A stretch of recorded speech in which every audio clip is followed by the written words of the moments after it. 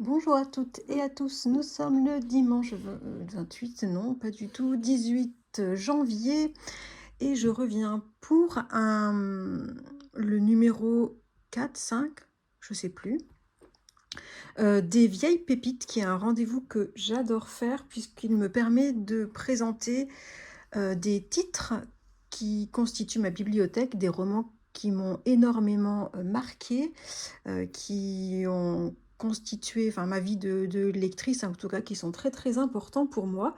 Et je suis très contente de les ressortir parce que c'est des romans que j'ai lus avant l'avènement des réseaux sociaux et dont je suis aussi contente de pouvoir parler par ce biais-là.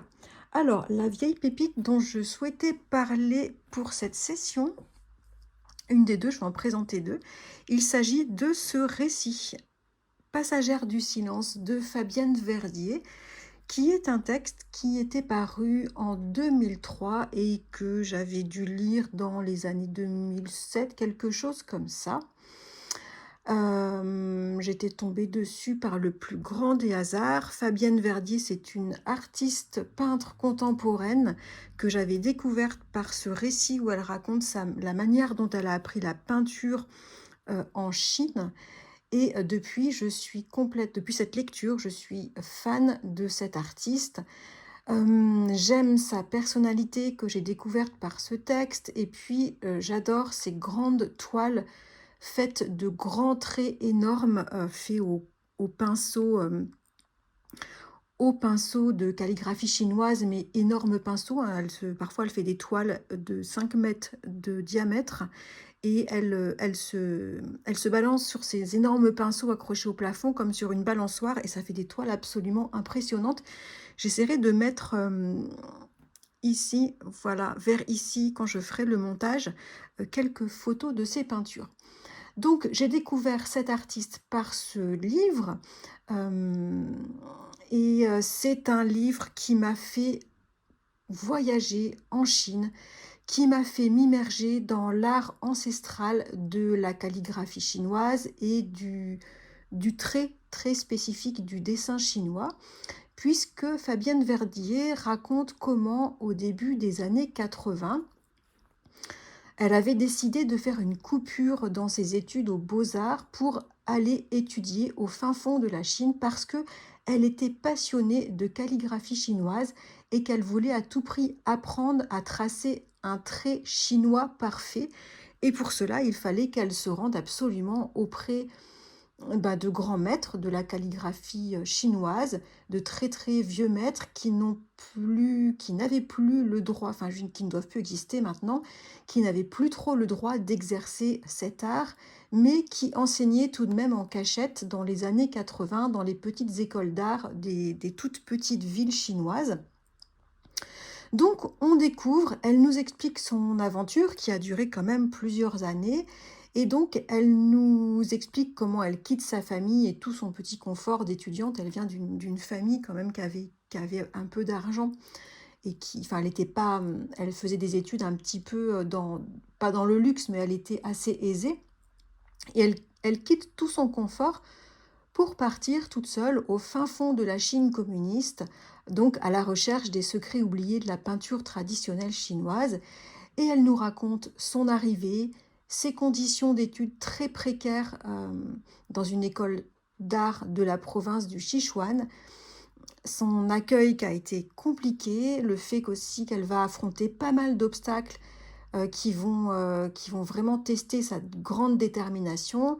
Elle va vivre dans un logement très précaire, donc elle va vivre dans les mêmes conditions que les étudiants chinois, dans des conditions précaires. Elle va connaître le froid, la faim, et tout cela pour apprendre durant des années à savoir faire un trait parfait. Donc tous les jours, elle traçait des centaines de traits et elle les proposait aux grands maîtres, des hommes âgés qui vivaient dans des conditions très précaires, et elle leur soumet son travail. Et elle a fini par être acceptée auprès d'un de ses maîtres qui l'a acceptée comme étudiante. Et c'est un apprentissage extrêmement exigeant qui va avoir lieu. Et d'autant plus qu'elle a pas trop de retour parce que le maître, lui explique que c'est elle-même qui saura quand elle saura si son trait est bon. C'était absolument fascinant. J'ai aimé cette découverte de la calligraphie chinoise, ce voyage auprès des grands maîtres, qui étaient très peu nombreux. J'étais aussi fascinée, par la ville, par les petites villes de Chine et par la vie dans ces toutes des villes et parfois même des villages dans les années 80. C'était vraiment passionnant de découvrir ça, de découvrir aussi les difficultés de la vie quotidienne des habitants, la précarité, toutes les interdictions auxquelles ils étaient soumis, le manque de tout, la débrouille et puis, ben, voilà, ils avaient des vies, très, très dures auxquelles elle va accepter de se soumettre tellement elle est déterminée. Ça, c'est aussi quelque chose que j'avais apprécié, c'est découvrir son tempérament extrêmement déterminé et sa force de résister à vivre dans ces conditions pendant des années. C'était vraiment très intéressant de découvrir cette femme qui s'accrochait à son projet, malgré la façon dont les maîtres la traitaient, malgré les impacts de cette vie très rude, on le découvre, elle l'explique bien dans son récit, très rude sur son corps. Elle a été très très malade. Bref, c'est une lecture qui m'avait beaucoup beaucoup marquée. C'était un vrai voyage en fait, hein. C'est un texte qui m'avait fait ouvrir vraiment d'autres horizons, qui m'avait même suscité des idées de voyage en Chine, auxquelles je suis jamais allée, mais voilà, c'était vraiment une très très belle découverte et je m'étais beaucoup attachée à cette femme et j'avais l'impression de bien la connaître parce que son récit est très immersif. Hem, Elle ne se met pas en avant, elle raconte ça simplement comme faisant partie de son parcours de vie. Et donc depuis, je suis passionnée par ses œuvres. Donc comme je l'expliquais, des œuvres faites d'énormes traits de calligraphie, avec ces énormes pinceaux sur ces très grandes toiles. Et je les apprécie d'autant plus, ces œuvres, parce que je sais, après avoir lu ce récit, tout ce qu'elle a dû endurer pour pouvoir maîtriser cet art. Heu, Fabienne Verdier, c'est une artiste, j'essaye de me rendre à toutes les expositions, qu'elle fait, sur Paris. Alors il y en a d'autres en province où j'ai pas pu me rendre, mais d'ailleurs, il y en a une en ce moment, jusqu'à la mi-février. Certaines de ses œuvres sont présentées à la Cité de l'Architecture, à Paris, donc au Trocadéro et j'ai prévu de m'y rendre début février. Voilà pour cette expérience de lecture, voilà une de mes pépites de ma bibliothèque qui y restera. C'est un livre que j'ai offert à pas mal de personnes de mon entourage qui l'ont énormément apprécié, qui elles-mêmes m'ont fait le retour que c'était fascinant, que c'était très, très bien écrit et c'est une lecture vraiment que je recommande aux amateurs d'art et de voyages authentiques, lointains. Voilà pour cette pépite de ma bibliothèque, Fabienne Verdier, Passagère du silence et j'ai cru voir passer un truc, je pense que ça a été réédité dernièrement dans une très jolie édition, mais moi je suis attachée vraiment à mon très très vieux, livre de poche. Ah, je ne me rappelle pas qu'il y avait des photos. Voilà, on la voit là avec un maître. Cours de maître Cheng Jun sur l'art de graver les sceaux. Et là, on la voit travailler sur ses traits dans sa chambre d'étudiante. Voilà pour cette petite pépite de ma bibliothèque. Seconde pépite de ma bibliothèque dont je voulais parler aujourd'hui. On va également voyager en Asie, mais cette fois-ci au Japon. Et cette pépite, c'est le gros roman de 900 pages de Junjichiro Tanizaki, Quatre sœurs. C'est un roman qui était paru au Japon en 1948 et qui avait été traduit en France en 1964. C'est une saga familiale qui nous raconte les chroniques de vie de quatre sœurs dans le Japon des années 30. Je l'avais lu dans les années 90 et c'est un des livres qui m'a fait tomber en amour pour le Japon, qui m'avait notamment fait découvrir à la fois sa simplicité et tout son raffinement. Ces 4 sœurs sont issues d'une vieille famille de commerçants, je crois une famille aisée d'Osaka. Donc des commerçants aisés et elles sont dans le début de leur vie adulte et leur monde est bouleversé parce que leur père, est mort et elles ne peuvent plus vivre de façon assez luxueuse comme elles l'ont toujours vécu durant leur enfance et leur adolescence. Donc la disparition de leur père, mais aussi les changements d'habitude de vie et de consommation dans le Japon, vont faire que l'entreprise du père déjà périclité avant son décès. Et donc tout ça fait que ça laisse la famille dans une situation financière très précaire. Alors Tanizaki nous fait partager le quotidien de ces jeunes femmes qui doivent s'adapter à leur nouvelle situation. Il nous plonge dans l'art de vie du Japon, dans ses traditions culturelles, culinaires, familiales. C'était passionnant, c'était exotique, c'était une de mes premières rencontres avec la littérature japonaise et avec le Japon, et j'étais vraiment subjuguée par cette lecture et par tous les petits détails que je découvrais sur le Japon. Alors ces 4 sœurs, elles ont des personnalités différentes et aussi des liens très différents par rapport aux traditions de leur pays. Il y a 2 sœurs qui sont mariées.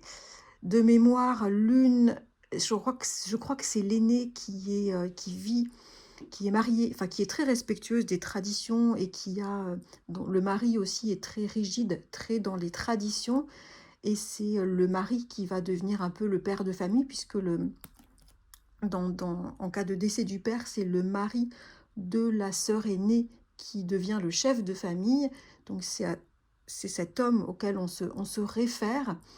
Et donc il a en charge la prise de décision de toute la famille, en fait. Donc il a un rôle central et cette sœur aussi a un rôle central. L'autre sœur, elle est mariée, mais a un homme beaucoup plus ouvert, plus détaché des traditions.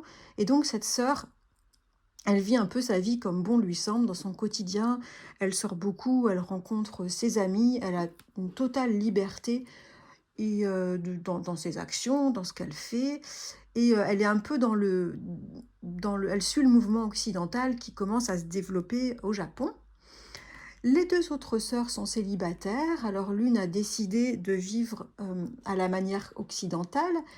Elle a des avis sur la vie et sur le monde et elle les revendique, et c'est un peu conflictuel parce que c'est pas du tout attendu d'une femme dans la tradition japonaise, donc c'est très mal vu par la famille, par la grande sœur et par le mari de la grande sœur. Elle n'a pas peur, cette jeune femme, cette troisième sœur, d'avoir des rapports avec des hommes. Pareil, c'est pas du tout dans la mentalité traditionnelle, c'est très très mal vu. Et puis la dernière sœur, elle est plus dans la tradition. Elle attend patiemment qu'on lui trouve un mari, un homme qu'on aura choisi pour elle, et elle, elle est plus quelqu'un qui va attacher de l'importance à se marier pour avoir une aisance matérielle plutôt que de tomber amoureuse. Donc quatre sœurs aux, aux personnalités très différentes, très intéressantes.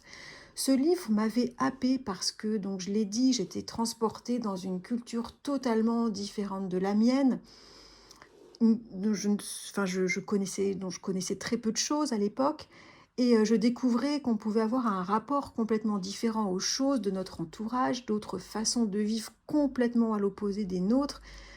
Notamment, je découvrais que les choses pouvaient être très simples, qu'on pouvait vivre dans l'ici, le maintenant, dans la lenteur, dans l'attention aux petits détails, à la minutie,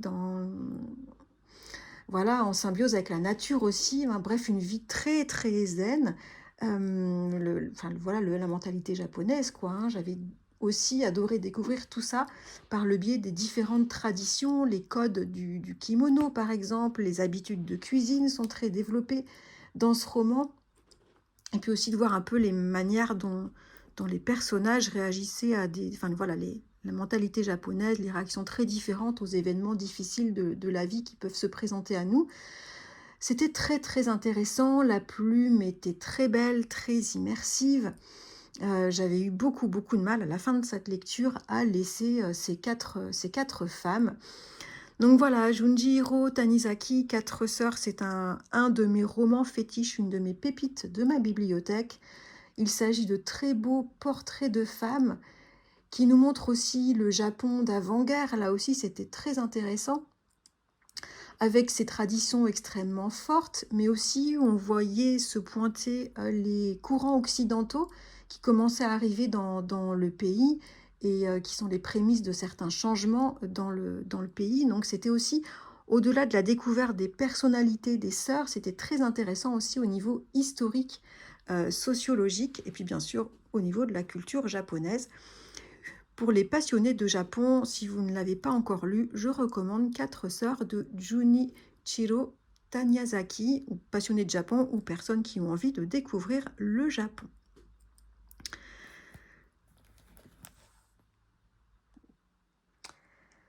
Dernier petit point, au niveau de ma lecture en cours, en ce 18 janvier, je suis plongée dans un des romans qui faisait partie de mes intentions de lecture du mois de janvier, dans Anne d'Angleterre de Julia Deck, et j'aime énormément déjà la façon d'écrire de Julia Deck, et elle nous raconte sa mère, l'histoire de vie de sa mère, et en parallèle l'histoire de fin de vie de sa mère, puisqu'elle l'accompagne au moment où sa mère rencontre un gros problème de santé et où elle commence à beaucoup péricliter. C'est absolument passionnant, et bon, j'arrête là, j'en parlerai plus dans un prochain point lecture. Je ne sais pas si vous l'avez lu ou si vous le lisez, mais en tout cas, moi, je me régale. Voilà pour cet épisode des pépites de ma bibliothèque. Dites-moi si vous connaissez Tanizaki. Je n'en ai pas lu d'autres depuis.